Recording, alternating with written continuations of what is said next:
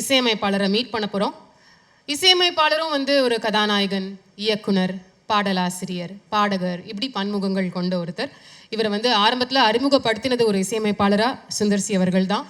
அதனாலே வந்து அவரோட படங்கள் அப்படிங்கும்பொழுது ஒரு ஸ்பெஷல் கைண்ட் ஆஃப் மியூசிக்கை நம்மளாலே வந்து உணர முடியும். ஆம்பளை, கலகலப்பு 2, அரண்மனை 2, வந்தா ராஜாவாக தான் வருவேன், ஆக்ஷன் வரிசையில் இப்போது அரண்மனை 4 இவருடைய 6வது முறையான காம்பினேஷன் வித் சுந்தர்சி அவர்கள். We'd like to invite Hip Hop Tamizha on stage with a big round of applause. And அவரோட சேர்ந்து the captain of the ship and படத்துடைய கதாநாயகன் அவரையும் வந்து மேடைக்கு அழைக்க போகிறோம். 30 வருஷத்துக்கு மேலே ஒருத்தர் வந்து ரெலவெண்ட்டாக இன்றைக்கும் இருக்கிற யங்ஸ்டர்ஸ்க்கு இணையான படங்களை வந்து கொடுத்து ட்ரெண்டில் இருக்காருன்னா அதுவே வந்து ஒரு பாராட்டத்தக்க விஷயம். We need to give a very big round of applause to him. அரண்மனை 1, 2, 3 இப்போ 4வது ஃப்ரான்ச்சைசி. இவரை பொறுத்த வரைக்கும் ஒரு ப்ரொடியூசர் சிம்பிளாக வந்து இதுதாங்க ஜான்ரு, இதுதான் வந்து பட்ஜெட், ஒரு படம் எங்களுக்கு எடுத்து பிஸ்னஸ் பண்ணி கொடுங்க அப்படின்னு சொன்னால் தாராளமாக இவரை நம்பி கொடுக்கலாம். அதை இவர் செஞ்சிருவார். ஸோ இவருடைய டீம், இவரோட க்ரூ கிட்ட போய் கேட்டோம்னா இந்த சக்ஸஸ் எல்லாம் தாண்டி ஒரு நல்ல மனிதர், ஒரு சிம்பிளான human being, lovely to work with him அப்படிங்கிறத எல்லாருமே தொடர்ந்து சொல்லிட்டு இருக்காங்க. So they are the 2 big pillars of அரண்மனை 4. இசையமைப்பாளர் ஹிப்ஹாப் தமிழா அவர்கள் மற்றும் இயக்குனர் சுந்தர்சி அவர்கள். Over to you.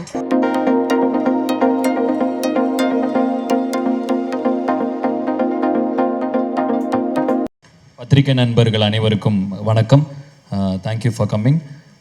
அரண்மனை 4 என்னோட 6வது படம். சுந்தர்னா கூட என்னை தமிழ் திரையுலகில் இசையமைப்பாளராக அறிமுகப்படுத்தியது அண்ணன் தான். அதுக்கப்புறம் தொடர்ந்து இயக்குனராகவும் நடிகராகவும் அறிமுகப்படுத்தியதும் அண்ணன் தான். ஸோ அவர் என் மேலே இன்னும் வச்சுக்கிட்டு இருக்க நம்பிக்கைக்கு என்னுடைய முதல் நன்றியை தெரிவித்து கொண்டு அரண்மனை 4 1, 2, 3 எப்படி மிகப்பெரிய வசூலில் மிகப்பெரிய வெற்றி படங்களாக அமைந்ததோ அரண்மனை 4ம் மிகப்பெரிய வெற்றி படமாக அமையும் அப்படின்னு வேண்டிக்கிறேன். 5, 6, 7, 8ன்னு தொடர்ந்து அமைந்து கொண்டே போகும்னு முன்கூட்டியே வாழ்த்துக்களையும் தெரிவிச்சுக்கிறேன். இந்த படத்தில் ரொம்ப அருமையான ஒரு இது என்னென்னா வந்து இப்போ இந்த படத்தில் லீட் பார்த்தா ஃபீமேல் ஓரியன்டாக தமன்னா, ராஷிகானா 2 பேரும் ரொம்ப நல்லா இருக்காங்க. ஸ்க்ரீனில் பார்க்காதும் தமன்னா ரொம்ப நேச்சுரலான ஒரு லுக்கில் இருக்காங்க. Both of your amazing on the screen and thank you for the amazing moments in the song. You elevated the song with your grace and your dance இது அண்ட் தேங்க்யூ ஃபார் தேட். யோகினா இருக்கார், விடிவனா இருக்கார். ஸோ பயங்கர comedy இருக்கும் கண்டிப்பாக. And சரளாமா இருக்காங்க. So கண்டிப்பாக ஒரு நல்ல ஒரு காமெடி இருக்கும் இந்த படத்தில். அண்டு சுந்தரனாவோட தொடர்ந்து வெற்றி படங்களாக வந்துட்டுருக்கிற ஃப்ரான்ச்சைஸ். ஸோ இதுவும் கண்டிப்பாக வெற்றி படமாக அமையும்னு நினைக்கிறேன். அண்ணன் பக்கத்தில் இருக்கப்போ பொதுவாக தனியாக இருந்தால் நிறைய பேசலாம். பட் அண்ணன் பக்கத்தில் இருக்கப்போ ஒரு மரியாதை காரணமாக நான் இதோட என்னுடைய உரையை முடித்து கொண்டு அண்ணன் கையில் மைக் தரேன். ஸோ தேங்க்யூ அண்ணன். Thank you for every thing, not only for this movie but for every thing. நன்றி அண்ணன். அண்ட் அண்ணி தேங்க்யூ. வந்திருக்கும் பெரியவர்கள், நண்பர்கள், மீடியா சகோதர சகோதரிகள், பத்திரிகை சகோதர சகோதரிகள் அனைவருக்கும் எனது வணக்கம். அப்புறம் என் படத்தில் எனக்கு தோளோடு தோல் நின்று பணியாற்றிய என்னோடய crew plus artist Tamannaah, Rashi Khanna, சர்லாமா, யோகி, விடிவி, ஜெயபிரகாஷ் சார், சந்தோஷ், எல்லாருக்கும் என்னுடைய நன்றிகளும் வணக்கங்களும். அரண்மனை 4 இது வந்து 4வது தடவையாக அந்த ஃப்ரான்ச்சைஸ் வச்சுட்டு அவங்க முன்னாடி வந்திருக்கேன். இது ஸ்பீச் கிட்டத்தட்ட பார்த்தீங்கன்னா 3 பாட்டு நான் பார்க்கும்போது கிட்டத்தட்ட எல்லாமே ஒரே மாதிரி தான் இருக்கும். ஏன்னா இந்த அரண்மனைங்கிறத நான் வந்து எதுவுமே ஃபஸ்ட் பார்ட் பண்ணும்போது நான் பிளான் பண்ணவே இல்லை. இந்த அரண்மனை வந்து ஒரு 4வது ஃப்ரான்ச்சைஸ் வரைக்கும் போவோம் அப்படின்ட்டு. ஏன்னா அரண்மனை 2 முடிவு பண்ணது ஃபஸ்ட்டு, 3 டிசைட் பண்ணது செகண்ட் பார்ட். அந்த மாதிரி இப்போ 4th வந்து வர்றதுக்கு காரணமே அதோட 3வது பகுதியோட வெற்றி தான். இன்னொன்று அரண்மனை நான் எந்த படமே வந்து இது ஓகே படம் ப்ரீவியஸ் படம் ஜெயிச்சிருச்சு, இதை நம்ம கேஷ் பண்ணிக்கலாம், இமீடியட்டாக ஒரு படம் ஆரம்பிக்கலாம்னு என்றைக்குமே யோசிச்சதில்லை. ஏன்னா அது வந்து ஒரு சக்ஸஸ்ஃபுல் ஃப்ரான்ச்சைஸ். இன்னும் சொல்லப்போனால் என்னுடைய டைரக்டர் கேரியருக்கு ஒரு ஆணிவேர் மாதிரி சொல்லலாம். ஸோ எப்பவுமே அந்த படத்தை வந்து நான் என்னென்னா ஒரு நல்ல நாட் கிடைச்சா மட்டுமே தான் அதை தொற்றுக்கணும் இல்லையே ஓகே இதை நம்ம பண்ணுவோம் கேஷ் பண்ணுவோன்ட்டு என்றைக்குமே நினச்சதில்லை. ஏன்னா அந்த படத்துக்கான எதிர்பார்ப்பாகட்டும், ஆடியன்ஸ்ட்டு அதுக்கு அதோட எக்ஸ்பெக்டேஷன் எல்லாமே ஒரு வேறு லெவலில் இருக்கும். ஸோ என்றைக்குமே பார்த்தீங்கன்னா அதை நான் ரொம்ப சேஃப் சொல்ல தான் போயிட்டுருந்தேன். ஏன்னா அரண்மனைங்கிறது வந்து எனக்கு ரொம்ப ரொம்ப என்னோடய கேரியரில் என் லைஃப்பில் ஒரு முக்கியமான அங்கம். ஸோ நல்ல எனக்கு கான்ஃபிடென்ட்டான நல்ல ஒரு இன்ட்ரெஸ்டான ஒரு ஐடியா கிடைக்கிற வரைக்கும் அந்த படத்தை இது வரைக்கும் தொட்டதே இல்லை. இந்த அரண்மனை 4 கூட அப்படி தான் ஆரம்பித்தோம். எப்படின்னா திடீர்னுட்டு என்னோட கோர் ரைட்டர்ஸ் நரு கீர்த்தி வந்து ஒரு நாள் இன்ட்ரெஸ்டிங்கான ஒரு விஷயம் சொன்னாங்க. வேறு படத்துக்கான டிஸ்கஷன் இருந்தபோது ஒரு பாக்குங்கிற ஒரு விஷயம், ஏன்னா அதுக்கு பெரிய ஒரு ஹிஸ்ட்ரியாக வரணும். அதாவது இந்தியாவில் பெரும்பகுதியை ஆண்ட மன்னர்கள், உதாரணத்துக்கு நீங்கள் வந்து அசோகர் எடுத்துக்கலாம், அவுரங்கசீப், அக்பர், அவங்க எல்லாமே அவங்களோட எல்லை பகுதிகள். இப்போ நார்த்தில் பார்த்தீங்கன்னா சில பேர் ஆப்கானிஸ்தான் வரைக்கும் போயிருக்காங்க, சில பேர் பாகிஸ்தான் லாகூர் வரைக்கும் போயிருக்காங்க, சில பேர் காஷ்மீரை தாண்டியிருக்காங்க அவங்களோட எல்லை பகுதி. அதே மாதிரி வெஸ்ட்லேயும் மேலே போயிருக்கு. சவுத்துலேயும் நீங்கள் பார்த்தீங்கன்னா சில பேர் டெக்கான் வரைக்கும் வந்திருக்காங்க, பெங்களூர் வரைக்கும் வந்திருக்காங்க, மதுரை வரைக்குமே வந்திருக்காங்க. ஸோ சவுத்து, நார்த், வெஸ்ட்டில் வந்து அவங்களோட பார்டர் மாறினாலும் ஈஸ்ட்டில் மட்டும் கிட்டத்தட்ட கோடு கிழிச்ச மாதிரி பிரம்மபுத்திரா நதியை தாண்டி யாருமே போகல. அதுக்கு வரலாற்று ரீதியாக வந்து வெவ்வேறு காரணங்கள் சொல்கிறாங்க. அங்கே ஒரு வீரமான ராஜ பரம்பரை இருந்துச்சு, இல்லை ஒரு கொரில்லா படைகள் நிறையா இருந்துச்சு, இல்லை ஒரு புவியியல் ரீதியாக ஒரு ஜாகிரபிக்கலாக பார்த்தீங்கன்னா அங்கே நிறைய அடர்ந்த காடுகள் மலைகள்லாம் இருந்ததுனால அதை தாண்டி இவங்க போக முடியலங்கிற மாதிரிலாம் வெவ்வேறு காரணங்கள். பட்டு நாங்கள் பேசும்போது அதை எங்களால் யோசித்தோம், ஏன்னா ஒரு இமயமலையெல்லாம் தாண்டி வந்தவங்களால வந்து பிரம்மபுத்திரா நதியை தாண்டிக்கிற காடுகளை தாண்ட முடியாதா? அதே மாதிரி எத்தனையோ பெரிய பெரிய வீரர்கள்லாம் வந்து ஜெயித்தவங்க வந்து அங்கே இருக்கிற பர்டிகுலர் சோல்ஜர்ஸ், அது கொரில்லா படையாக இருக்கட்டும், ராஜ பரம்பரையாக இருக்கட்டும், அவங்கள ஜெயிக்க முடியாதா? இந்த மாதிரி கொஞ்சம் கேள்விகள்லாம் எங்களுக்கு எழுந்துச்சு. அப்போது வந்து 4வதாக இன்னொரு காரணமும் வந்து அங்கே பேசிக்கிறாங்க பொதுவாக. என்னென்னா இவங்க அந்த எல்லையை தாண்டாததுக்கு காரணம் அங்கே இருக்கிற வீரர்களோ இல்லை இப்போ ஜாகிரபிக்கல் ரீதியாக இருக்கிற மற்ற விஷயங்களுக்கு மீறி அவங்க அங்கே அந்த எல்லையை தாண்டாததுக்கு காரணம் பயம் அப்படின்னு ஒரு அங்கே இருக்கிற சில சாரார்கள் வந்து இன்னும் சொல்லிட்டு இருக்காங்க. அது என்ன பயம்னா பேய் பயம். அந்த இப்போ நீங்கள் பார்த்தீங்கன்னா அந்த பிரம்மபுத்திரா நதியை தாண்டி நிறைய அந்த பழங்கதைகள், அந்த ஃபோக்லோர்னு சொல்லுவாங்க, அந்த மாதிரி நிறைய பழங்கதைகள்லாம் உலவிட்டுருக்கு. அதில் ஒரு இன்ட்ரெஸ்டிங்கான ஒரு கேரக்டர் தான் அன்றைக்கி எங்கள் டிஸ்கஷனில் அவங்க சொன்னாங்க. அந்த தகவல் பாக் அப்படின்ட்டு ஒரு விஷயம். இன்னும் வந்து அந்த பாக்கை பற்றி பயப்படுற மாதிரி நிறைய கதைகள்லாம் உலாவுது. அந்த பாக் நீர்நிலையில் இருக்கும், யாராச்சும் போனாங்களோ அவங்கள அடிச்சுட்டு அவங்க உருவத்தை எடுத்துகிட்டு அவங்க வீட்டுக்கு போய் அங்கே இருக்கிறவங்களாம் கூட்டு வந்து அவங்கள அடிச்சிடுங்கிற மாதிரி நிறைய அதை சுற்றி கதைகள்லாம் உலாவுச்சு. அந்த பாக்கை அடிமைப்படுத்திட்டா அதுகிட்ட நினச்சதெல்லாம் சாதிக்கலாம், அதை அடிமைப்படுத்த போய் அதனால் செத்தவங்க பல பேர் இருக்காங்கலாம் நிறைய கதைகள். இதை கேட்கும்போது எனக்கு ஒரு இன்ட்ரெஸ்டிங்காக இருந்துச்சு. ஸோ இதுவே வந்து அரண்மனை 4க்கு ஒரு ஆரம்ப புள்ளியாக அமைஞ்சுது. ரொம்ப இன்ட்ரெஸ்டிங்காக இருந்துச்சு. ஏன்னா அரண்மனை இது வரைக்கும் 1, 2, 3 பார்த்தீங்கன்னா வந்து அது ஒரு பர்சனல் வெஞ்சன்ஸ் வச்சு தான் அந்த கதையை எல்லாம் இது வரைக்கும் மூவ் பண்ணியிருக்கோம். அப்படி இல்லாமல் இந்த மாதிரி ஒரு இன்ட்ரெஸ்டிங்கான ஒரு விஷயங்கள் நம்ம படத்தில் கொண்டு வந்தால் ரொம்ப நல்லா இருக்குன்னு தோணுச்சு. அப்படி ஆரம்பித்தது தான் அரண்மனை 4. இருந்தாலும் எனக்குள்ளே அப்போ நான் ஆக்சுவலாக வேற ஒரு படம் ஒர்க் போயிட்டு இருந்துச்சு. ஸோ மனசுக்குள்ளே ஒரு ஆசோலேஷனு, அரண்மனை 4 ஸ்கிரிப்ட் ஒர்க்கில் உட்காரலாமா? ஏன்னா ஒன்ஸ் அந்த ஒரு ஐடியான்னு வந்தோன்னே பார்த்தீங்கன்னா ஒரு எம்டி இடத்துல தண்ணீர் விட்டு அந்த கடை நிரம்பும். அந்த மாதிரி ஒரு இன்ட்ரெஸ்டிங்கான ஒரு ஐடியா கிடச்சிருச்சுன்னா உடனே நமக்கு என்ன ஆகும்னா ஒரு பரபரங்கும், உடனே அந்த ஸ்கிரிப்டை பண்ணணுமேன்ட்டு. அப்படி தான் வந்து ஸ்கிரிப்ட் ஒர்க்கும் போயிட்டு இருந்தாலும் சின்ன ஆசோலேஷன், ஏற்கனவே கமிட்டான அந்த படம் ஒர்க் ஆரம்பிக்கலாமா இதை ஆரம்பிக்கலாமான்ட்டு. அப்போ நான் ஒரு வேலையாக பாம்பேக்கு போகிறேன். போகும்போது ஃப்ளைட்டில் என் கூட வந்து ஒரு 8th or 9th படிக்கிற ஒரு சின்ன பொண்ணு வந்தாங்க அவங்க பேரண்ட்ஸோட. அந்த பொண்ணு ஃப்ளைட்டு ஃபுல்லாக என்கிட்ட விடாமல் கேட்டுட்டு இருக்கிற ஒரு விஷயம், அரண்மனை எப்போ அடுத்ததுன்ட்டு. அதே மாதிரி அதை முடிச்சுட்டு நான் சாயங்காலம் நைட்டு ஃப்ளைட்டில் வரேன். அதே மாதிரி இன்னொரு பொண்ணு ஒரு 9th or 10th படிக்கும். அவங்க அப்பா அம்மா கூட வந்து நான் கடைசி பஸ்ஸில் ஏறுறேன். அந்த பஸ்ஸில் ஏறிட்டு, சார் உங்கள் பஸ்ஸில் தான் ஏறணும் வெயிட் பண்ணிகிட்டு இருக்கா அப்படின்ட்டு. என்னம்மாண்ணா, இல்லை நான் அரண்மனை ஃபேனு, எப்போ நீங்கள் அரண்மனை ஆரம்பிக்கிறீங்க அங்கிள் கேட்டுச்சு. நான் வந்து இது எனக்கு வந்து ஒரு சைன் மாதிரி தெரிஞ்சுது. நானே குழப்பத்தில் இருந்தேன், இந்த படமா அந்த படமாட்டு. அப்போ எனக்கு ஒரு கிளியராக வந்து ஒரு முடிவு எடுத்தேன். அந்த குழந்தைகிட்டே சொன்னேன், நான் அரண்மனை 4 எடுக்க போகிறோமா, நீ எல்லாத்தையும் சொல்லு, இந்த படம் நான் எடுக்கிறது உனக்காக அப்படின்னு சொன்னேன். அந்த பொண்ணு எங்கேயாச்சும் இது பார்த்துட்டுச்சுன்னா, தேங்க்ஸ்மா, உனக்கு வாக்கு கொடுத்த மாதிரி அரண்மனை 4 ரெடியாக இருக்குது, நீ பார்த்துட்டு உன் கருத்தை சொல்லணும். ஸோ அரண்மனை ஸ்கிரிப்ட் முடித்தாலும் எனக்கு அதில் 2 முக்கியமான விஷயம். அதுக்கான ப்ரொடக்ஷன் பார்த்திங்கன்னா எனக்கு என்னுடைய மதிப்புக்குரிய என்னுடைய மூத்த அண்ணன் ஏசி சண்முகம் சார், அப்புறம் ஏசிஎஸ் அருண் தம்பி, அவங்க 2 பேர்ட்டையும் இந்த மாதிரி ஐடியா சொன்னால் அவங்க முதல்ல கதையை கேட்க மாட்டேன்றாங்க. ஏன்னா அவங்க வச்சுருக்க எம்எல்ஏ வச்சுருக்க நம்பிக்கை எப்படி, என்னங்க கதையெல்லாம் கேட்டு நம்ம பண்ணுவோம். இல்லை நான் கதை சொல்கிறேன்ட்டு என் கேரியரில் இப்படி ஒரு கதை எந்த ப்ரொடியூசரும் கேட்டதில்லை. ஏன்னா கதை சொல்லி 5 நிமிஷத்தில் அருண் நிறுத்திட்டாரு. இல்லை நிறுத்துங்க, நீங்கள் ஃபுல் கதையை சொன்னால் எனக்கு படம் பார்க்கும்போது இன்ட்ரெஸ்ட் இருக்காதுன்ட்டு. இந்த மாதிரி எல்லா ப்ரொடியூசரும் டைரக்டர் சொல்லிட்டா எவ்வளோ சந்தோஷமாக இருக்கும்னு நினச்சேன். ஸோ படம் இன்னும் பார்க்கல, தம்பி பார்க்கல, பார்த்து எல்லாம் நல்லபடியாக பிடிக்கும்னு நம்புகிறேன். ஏன்னா இந்த படத்தில் வந்து இது வரைக்கும் அந்த அரண்மனையோட ஒரு பிரம்மாண்டமான பொருள் செலவு, பிரம்மாண்டமான விஷுவல்ஸு, சிஜி எல்லாமே ரொம்ப பிரம்மாண்டமாக இருக்கும். அதுக்கு வந்து இந்த மாதிரி ஒரு நல்ல ப்ரொடக்ஷன் ப்ரொடியூசர்ஸ் கிடைக்கலன்னா வந்து என்ன மாதிரி இயக்குநர்களுக்கு வந்து அது பண்ணுறது முடியாத காரியம். நான் என்ன பண்ணனாலும் உங்கள் சுதந்திரம்.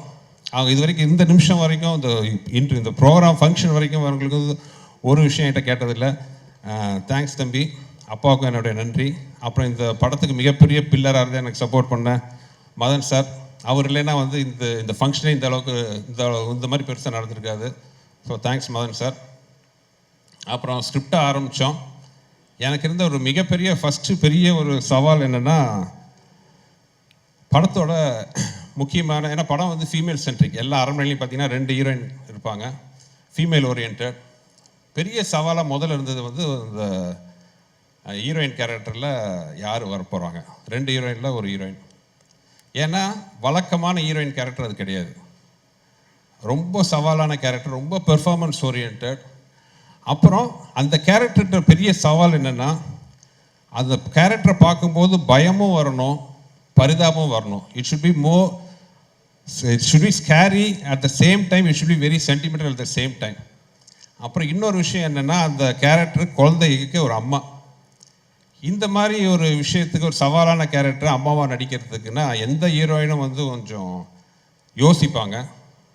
ஆனால் தமிழ்நாட்டை கேட்டோன்னே முதல் வேலையாக வந்து அவங்க லைன் கேட்டோன்னே she was so much interested. எனக்கு உண்மையாக ஆச்சரியமாக இருந்துச்சு. நான் ஒத்துக்கிட்டோன்னே ஃபென்டாஸ்டிக்காக பண்ணியிருக்காங்க இந்த படத்தில். எனக்கு வந்து பொதுவாக வந்து நான் படம் பண்ணி ஆர்டிஸ்ட்டை படத்துக்கு முன்னாடியே காட்ட மாட்டேன்.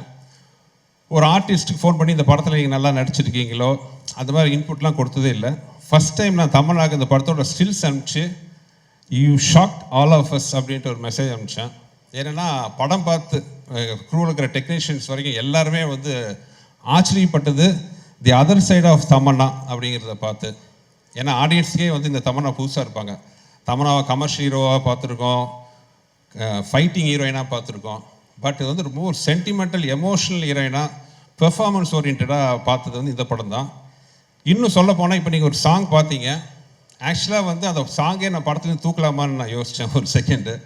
ஏன்னா அந்த படம் பார்க்கும்போது அந்த தமன்னாவோட கேரக்டர் இந்த இம்பேக்ட் இட்ஸ் கிரியேட்ஸ் நமக்குள்ளே அவ்வளோதான் இருந்துச்சு. ஸோ தமன்னா அப்படி ஒரு இம்பேக்ட் பண்ணிவிட்டு எண்டில் வந்து டக்குன்னு ஒரு மாஸ் சாங் போடணுமான்னு யோசித்தேன். அப்புறம் ராஷிக்கு நான் என்ன திட்டுவாங்கன்ட்டு அந்த சாங் அப்புறம் பண்ணிட்டேன். அந்தளவுக்கு வந்து தமன்னாவோட கேரக்டர் அவ்வளோ அருமையாக இருந்துச்சு. தேங்க்ஸ் தமன்னா. ஏன்னா ரொம்ப கஷ்டப்படுத்தணும் அவங்கள, ரோப்பில் தொங்க வச்சு தரையில் தரன்னு இழுத்து ரொம்ப ரொம்ப கஷ்டமான ஒரு பெர்ஃபார்மன்ஸ் பண்ணுறதுக்கு ஒரு கஷ்டமான கேரக்டர் ஒரு ஆர்டிஸ்ட்டாக. ஏன்னா ஹீரோயினாக பார்த்தீங்கன்னா அவங்களுக்கு ஒரு நல்லா கம்ஃபர்ட் ஜோனில் இருப்பாங்க நடிக்க வைக்கிறது எல்லாமே. இந்த படத்தில் கம்ஃபர்ட் ஜோனே கிடையாது, நோ மேக்கப், ஃபுல்லாக ஆக்ஷனு. அவங்க வந்து நின்னாலே ரோப்போட ரெடியாக ஃபைட்டர்ஸ் நிற்பாங்க. எங்கேயுமே ஒரு இடத்துல அவங்க மொதல் சுழிச்சிருந்தா கூட நாங்களாம் அப்செட் ஆகிருப்போம். அப்படி இல்லாமல் அவ்வளோ இன்ட்ரெஸ்ட் எடுத்து பண்ணி இந்த கேரக்டருக்கு வந்து உயிர் கொடுத்துருக்காங்க. Thanks Tamannaah, hands off. And Raashii Khanna என்னென்னா ரொம்ப நான் ஆர்டிஸ்டோட ஒர்க் பண்ணும்போது ஃபஸ்ட்டு நான் பார்க்குறது என்னோடய கம்ஃபர்ட் ஜோன். ஏன்னா நான் ஒரு கொஞ்சம் கிறுக்குத்தனமாக சினிமா எடுப்பேன். ஒரு படம் ஆர்டரில் இருக்காது. ஆர்டிஸ்ட் என்ன சீன் எடுக்க போகிறது வந்து நான் ஒரு வெவ்வேறு ஆர்டரில் எடுப்பேன். ஒரு 8வது ஷாட் ஃபஸ்ட் எடுப்பேன், அப்புறம் 12வது ஷாட் எடுப்பேன், அந்த மாதிரி எடுப்பேன். அப்போது நடிக்கிற ஆடியன்ஸ்க்கு ஒரு சின்ன டவுட் வரும், இவன் என்ன ஒழுங்காக தான் எடுக்கிறானா, விஷயம் தெரிஞ்சு தான் எடுக்கிறானா, அந்த மாதிரிலாம் கன்ஃபியூஷன் வரும். ஸோ அந்த ஆர்டிஸ்ட்டுக்கு என் மேலே நம்பிக்கை வரணும், டைரக்டர்ஸ் மேலே நம்பிக்கை வரணும். இவன் என்ன எடுத்தாலும் நம்ம இவன் சொன்னதை பண்ணால் போதும், இவன் கரெக்டாக பண்ணுவாங்கிற நம்பிக்கை வந்துடும். அந்த மாதிரி ஆர்டிஸ்டோட ஒர்க் பண்ணும்போது தான் அந்த கம்ஃபர்ட் ஜோனுக்கு தான் எனக்கு இருக்கும். அந்த வகையில் ராஷிகண்ணா வந்து எனக்கு ரொம்ப ரொம்ப கம்ஃபர்டபுளான ஆர்டிஸ்ட். அவங்க லைக் தமன்னா மாதிரி ராஷிகண்ணா. முக்கியமாக ஆஸ் அ ப்ரொடியூசர் டைரக்டராக நான் சொல்கிறது என்னென்னா, ஃபஸ்ட்டு பார்க்குறது கேரக்டர் கரெக்டாக இருக்கணும். செகண்டு கம்ஃபர்டபிலிட்டி, அவங்களுக்கு நம்ம மேலே நம்பிக்கை வரணும், நம்ம சொல்கிறது அவங்க நல்லா ரிசல்ட் கொடுப்பாங்க, அவங்களுக்கு நம்ம மேலே நம்பிக்கை வரணும், நமக்கு அவங்க மேலே நம்பிக்கை வரணும். ஸோ அந்த கம்ஃபர்ட் ஜோன் வந்து ராசிக்கு நான் ரொம்ப சூப்பராக கொடுத்தாங்க. அன்ஃபார்ச்சுனேட்லி இன்னொரு இன்ட்ரெஸ்டிங்கான சாங் ராசிக்கு நான் ஷூட் பண்ண வேண்டியதாக இருந்துச்சு. பட் அந்த சுச்சுவேஷனுக்கு வேணான்னு முதல்ல ஆதியே ஃபீல் பண்ணார், அதனால் பண்ணல. Sorry Raashi, not using for other song, thanks for you. அதுக்கப்புறம் அரண்மனையில் எனக்கு இருக்கிற பெரிய சவால் என்னன்னு பார்த்தீங்கன்னா காமெடி.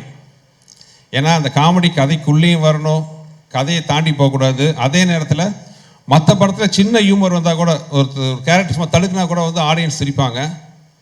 என்னோடய படத்துக்கு வரும்போதே எங்கடா சிரிக்கடா பார்க்கலாங்கிற மாதிரி தான் வருவாங்க, ஏன்னா காமெடி இருக்குன்னு தெரியும். ஸோ இதை மீறி வந்து சிரிக்க வைக்கணும், கதைக்குள்ளே இருக்கணும். ஆல்ரெடி 3 பார்ட் பார்த்துட்டாங்க, 3 பார்ட்லேயும் வந்து காமெடியன்ஸ் பேயை பார்த்து பயப்படுறது எல்லாம் காட்டிட்டோம். இதுக்கு மேலே வித்தியாசமாக ஒன்று பண்ணணும், அது வந்து ஒரு பெரிய சவால். காமெடி பொறுத்தவரை பார்த்தீங்கன்னா பேப்பரில் இருக்கிறது க்ரியேட் பண்ணுறது 30 to 40%. அது நான், வெங்கட் இருக்கார். மேக்ஸிமம் வெங்கட் வந்து அவரோட இன்புட் பயங்கரம், அவர் தான். நான் நிறைய தடவை சொல்லியிருக்கேன், உடன்பட சகோதரர்.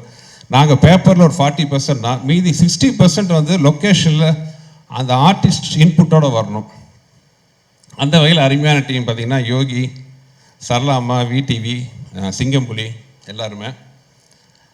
இதில் பெரிய சவால், அதாவது கதை பண்ணுறதோட பெரிய சவால் என்னென்னா யோகிக்கும் விடிவிக்கும் கெட்ட போடுறது தான். ஏன்னா யோகி முடிக்கு எந்த வச்சாலும் அவருக்கு செட் ஆக மாட்டேங்குது. ஒரு வழியாக அதை செட் பண்ணோம். இன்னொரு என் லைஃப்பில் பண்ண பெரிய பொய் என்னென்னா, விடிவி சாரை பார்த்து கொஞ்சம் மீசி எடுக்க சொன்னேன். அவர் முதல்ல தயங்கினார், என்னடா பண்ணுறதுன்ட்டு. டகால் என் படத்தோட பழைய டைலாக் தான்.